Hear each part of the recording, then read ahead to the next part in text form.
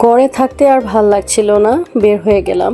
হাজব্যান্ডকে বললাম চলো আজকে একটু বাইরে খাওয়া দাওয়া করে আসি, ভাল লাগছিল না। তো আমরা বের হয়ে গেছি।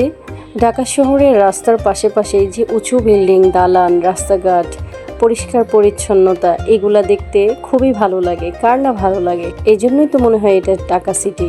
তবে সবচেয়ে বিরক্তকর একটা বিষয় কি হচ্ছে জানেন? রাস্তায় যখন ঘন্টার পর ঘন্টা জ্যামে বসে থাকতে হয়, সেই সময়টাতে আমরা শিডিউল মতো জায়গা মতো পৌঁছাতে পারি না। আর আকাশের একটু দিকে তাকান, মনে হচ্ছে মহান আল্লাহ তার নিজের হাতে অপরূপ একটা কোনো শিল্পকার্য করে রেখেছেন। আসলে আমি সব সময় আল্লাহর প্রকৃতির মুগ্ধতা দেখে মুগ্ধ হই। আমরা রেস্টুরেন্টে আসার পর প্রায় ক্লোজিং টাইম চলছিল, মানে প্রায় বন্ধ হয়ে যাওয়ার সময়। তেমন একটা ভালো কিছু আমরা পাইনি। আমরা উইংস অর্ডার করেছিলাম, এটা নিয়েছে 270 টাকা। আর সাথে অর্ডার করেছিলাম একটা chicken fry with French fry, সেটা নিয়েছিল 250 টাকা।